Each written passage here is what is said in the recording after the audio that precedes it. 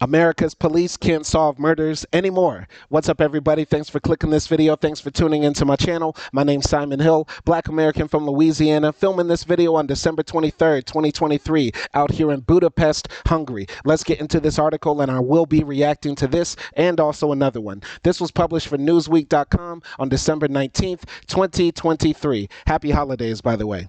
The police success rate in solving murder cases in the U.S. has declined sharply in the past 50 years. A new report shows. The decline may be the result of better legal protections for the accused, a weakening relationship between the police and the public, more murders being committed by strangers, and slower police response rates. Black men were 8 times more likely than white males to be murdered in 2020 and 2021, and black women were 4 times more likely to be murdered than white females. The analysis by the Independent Council on Criminal Justice, CCJ, shows that the homicide clearance or solve rate was 83.7% in 1964, and that it dropped steadily to 50% in 2022. This is amazing and astounding to me because usually when you think of murders that happened in the past, you would think it would be easier to get away with murder back then because they didn't have cameras, the internet, cell phones that could track your location and all that sort of stuff. And nowadays we have cameras everywhere. Everybody's got their cell phone in their pocket, the towers,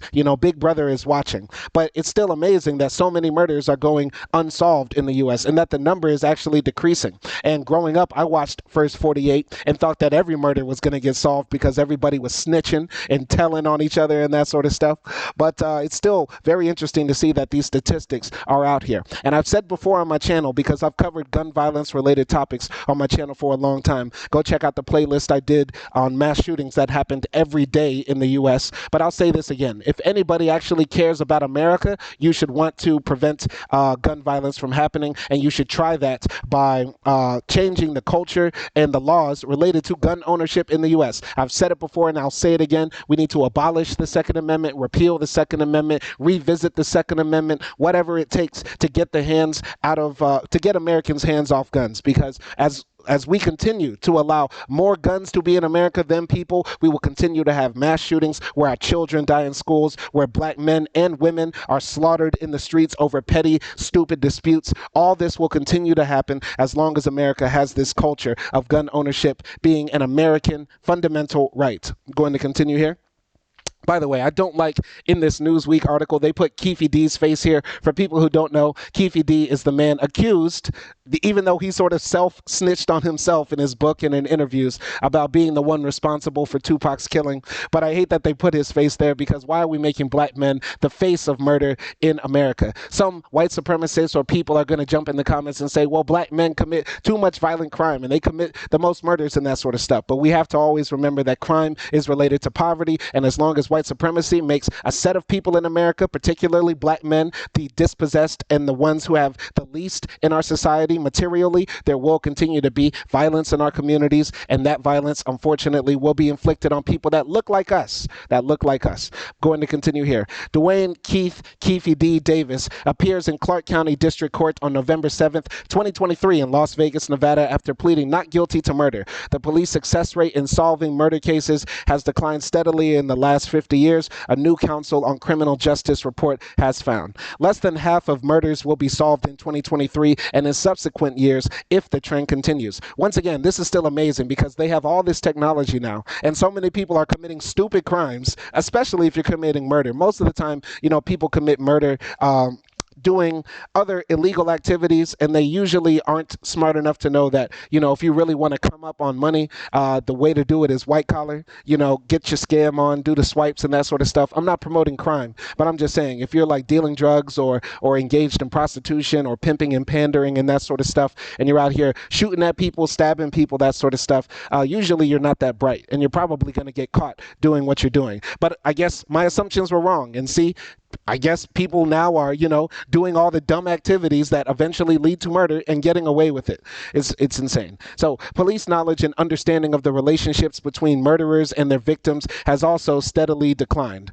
All right. Ernesto Lopez, a CCJ research specialist and co-author of the report, told Newsweek that homicide clearance rates have steadily declined since the 1960s. He reiterated the possible reasons for the trend, adding that other factors such as increased police response response times and declines in public trust in police may also affect initial apprehension, and witness cooperation can lower clearance rates.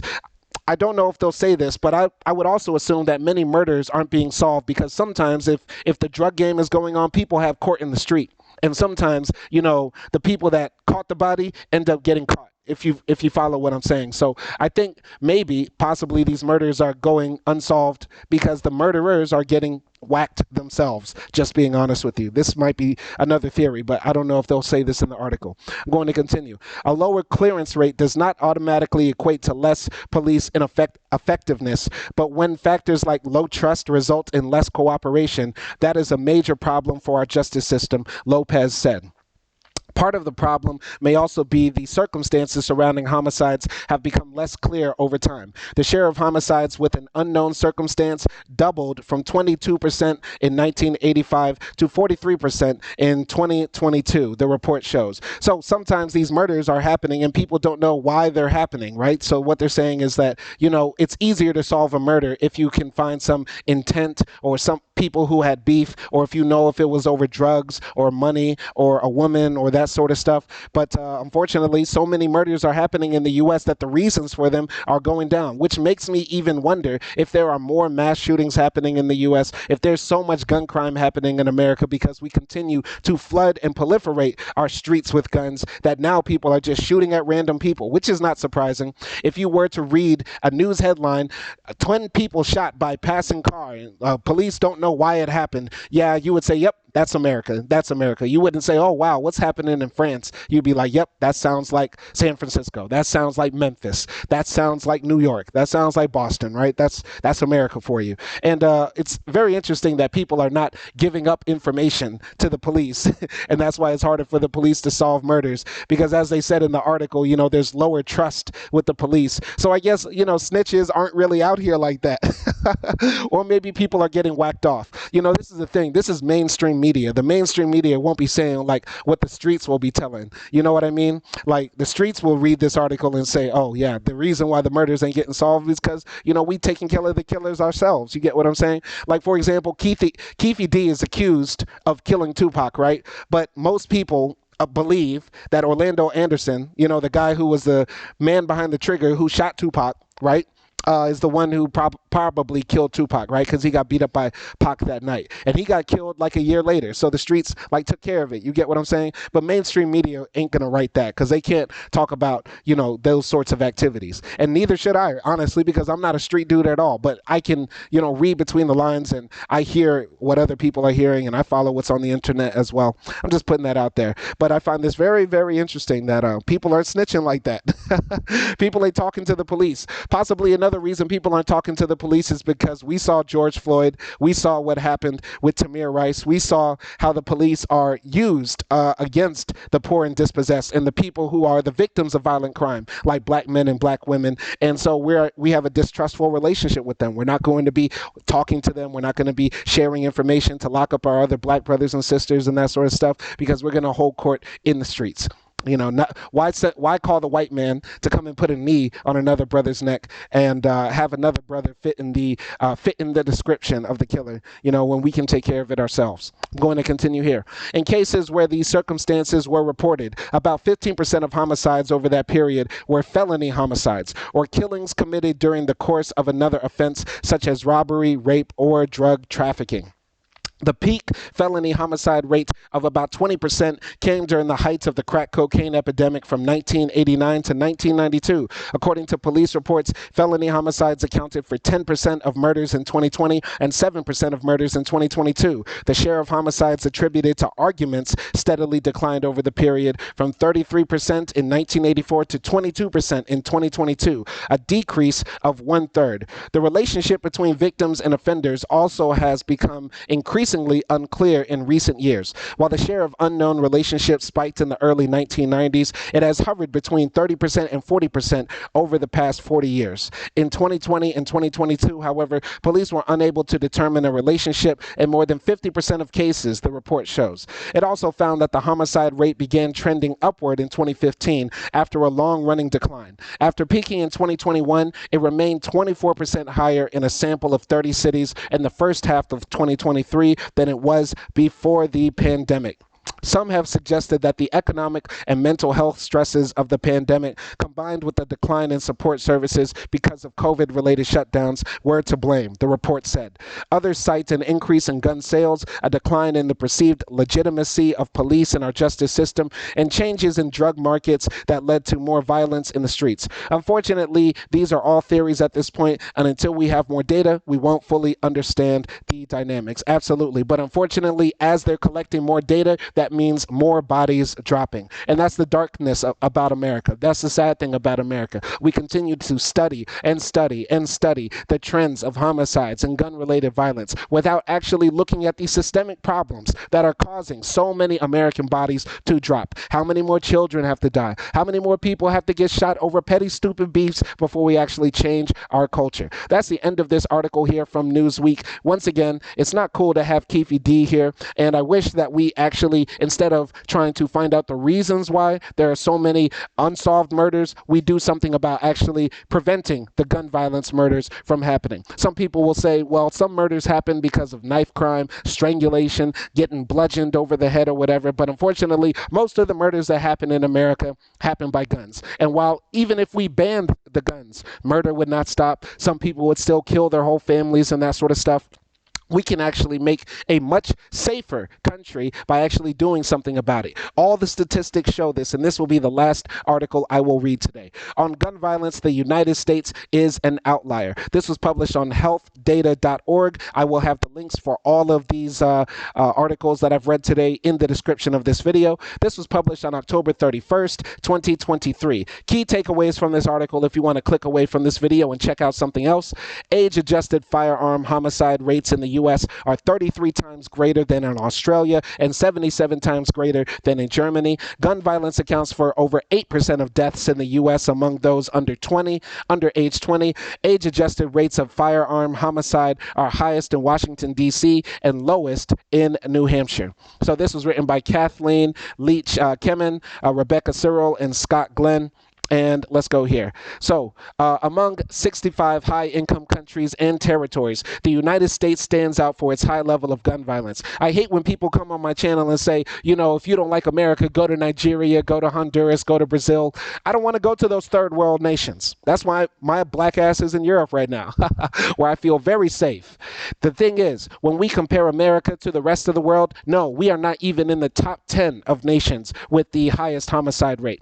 But when we compare ourselves to nations that we are richer than, more developed than, or nations that we are equally as developed as, America is a total outlier. We have third world hellhole homicide rates, and that should be a shame, and that should be an embarrassment. In a nation where everybody has enough money to, spend it on new J's and new cars and new clothes and jewelry, and we're flooded with money all over the world, how come we can't even keep our children safe? How come we take that, the vast amount of wealth that we've been blessed with in the U.S. and invested in bulletproof backpacks, and instead of investing in buying the senators and buying the elected representatives who will stand up against the NRA to finally get rid of the scourge of gun violence in the U.S. I don't know when that will happen. I don't think it will happen unless America finally grows a brain and grows some nuts to stand up to the gun lobby who has America in a chokehold that continues to kill our citizens. But I'll continue here. The U.S. ranks 7th out of 65 for homicide by firearms, age-adjusted. Puerto Rico and the U.S. Virgin Islands, 2 U.S. territories, rank 1st and 4th on that list. Firearm injuries tend to be more frequent in places where people have easy access to firearms, according to findings from the 2018 Global Burden of Disease study published in the Journal of the American Medical Association. I have to repeat that one more time for the stupid people on my channel who say, guns don't kill people, people kill people. Firearm injuries tend to be more frequent in places where people have easy access to firearms. I will say this again. Firearm injuries tend to be more frequent in places where people have easy access to firearms. Where is it more easy to get a gun? In France or in America? Where is it more easy to get a gun? In Spain or in America? Where is it more easy to get a gun? In Hungary or in America? Where is it more easy to get a gun? In the UK or in America?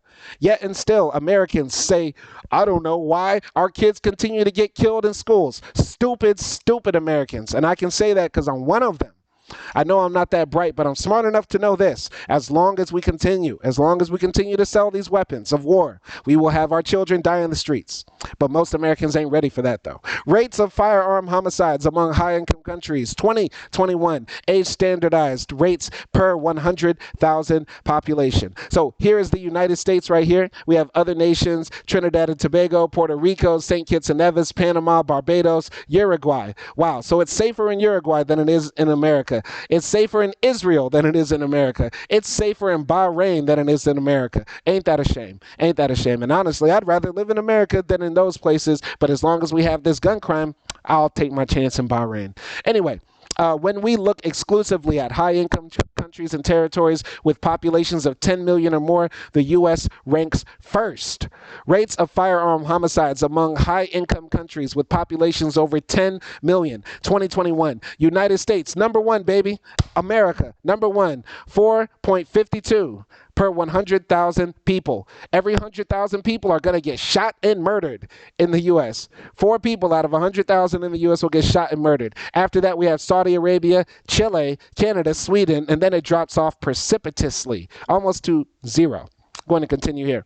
So, age-adjusted firearm homicide rates in the U.S. are 19 times greater than they are in France and 77 times greater than in Germany. The U.S. has 33 times the rate of firearm homicide seen in Australia. The trend continues for a percentage of child deaths caused by firearms, including physical violence, suicide, and unintentional injury. Gun violence accounts for over 8% of deaths in the U.S. among those under age 20, a figure that stands far above peer countries. When excluding infants who have higher rates of death from neonatal causes, that number jumps to 15%.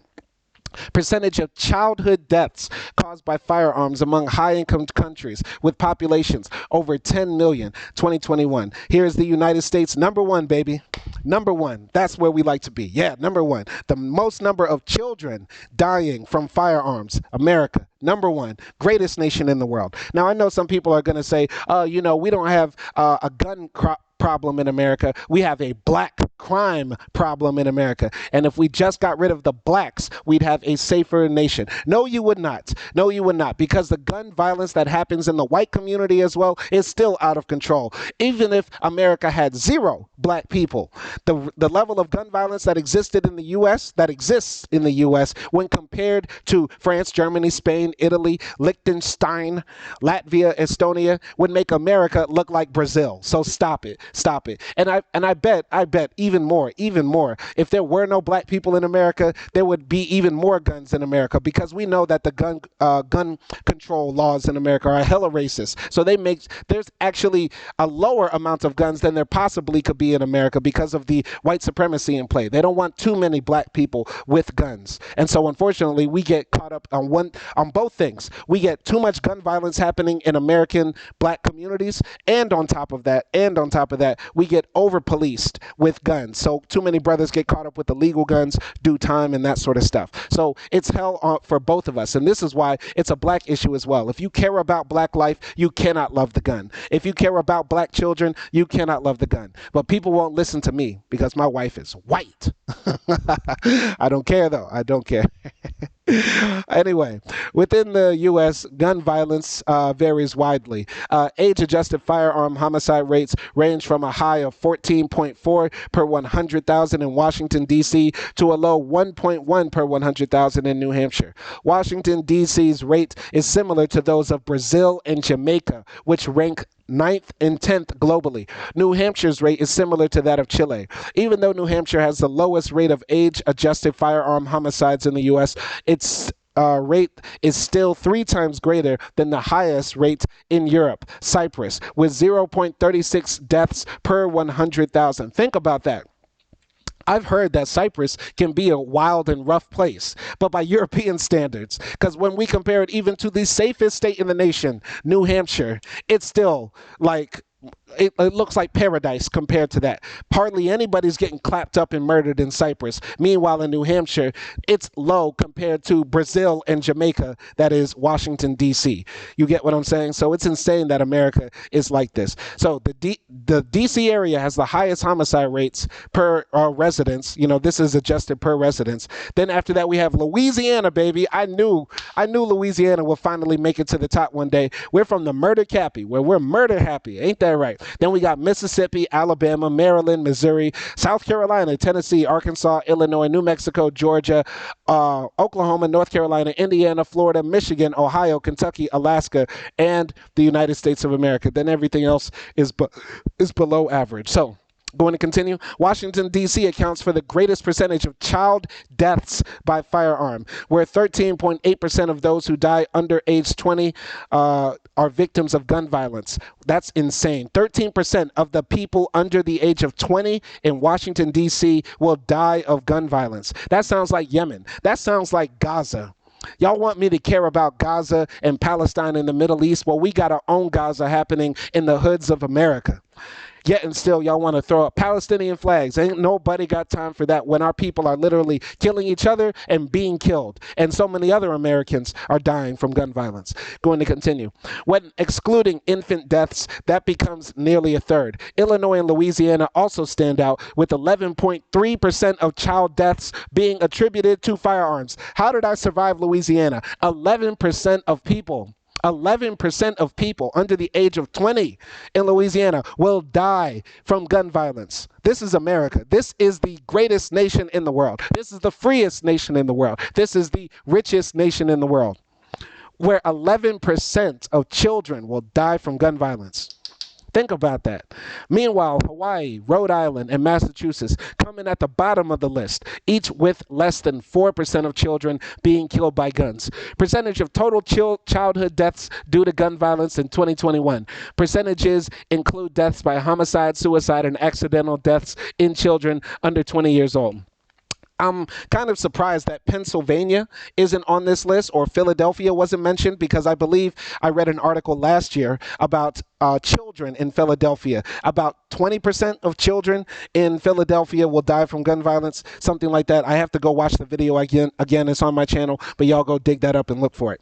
So, since 2000, the share of all childhood deaths caused by gun violence in the U.S. has increased by 33%, with the largest portion consistently due to physical violence, followed by suicide, and the smallest share caused by unintentional firearm injuries. Percentage of childhood deaths caused by gun violence in 2000 and 2021. The share of childhood deaths from gun violence has been increasing over time. So here we have the physical violence by firearm. All right, so this might be people getting into fights, getting shot at, that sort of stuff. All right, self-harm by firearm, so that means accidentally maybe shooting yourself. No, that means, literally shooting yourself, maybe for suicide. And then the smallest amount is unintentional firearm. All of this is avoidable, by the way. All of this would be avoidable if we had Canada's gun laws, New Zealand's gun laws, Australia's gun laws.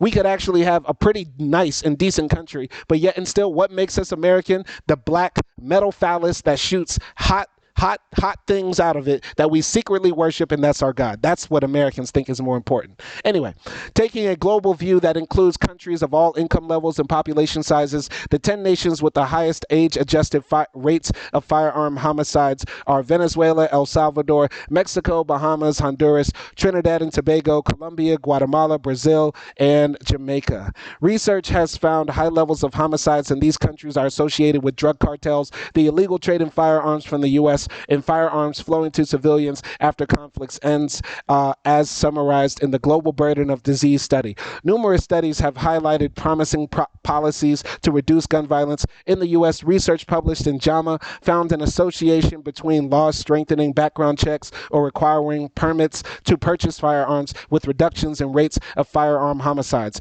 Following the Port Arthur massacre in 1996 in Australia, the Australian National Firearms Agreement restricted the use of firearms by civilians civilians. This legislation has been credited with ending mass shootings and reducing firearm suicides in Australia, according to a study published in JAMA. In South Africa, rates of violent deaths dropped after the passage of the Firearms Control Act of 2000, according to research published in the South African Medical Journal. In Brazil, Sao Paulo reduced firearm homicides through firearm buyback programs, enforcement of firearm control legislation passed in 2003, and improvements in policing, as made evident in research published in Science Elo.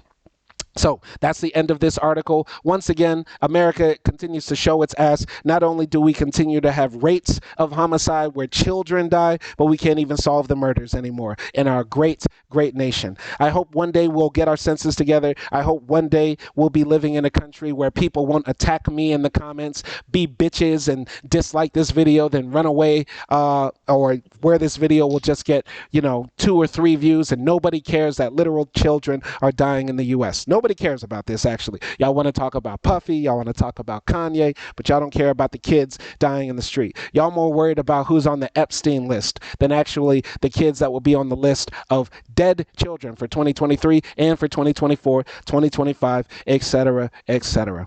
Once again, my name is Simon Hill. Thanks for watching this video. More content coming soon. Peace.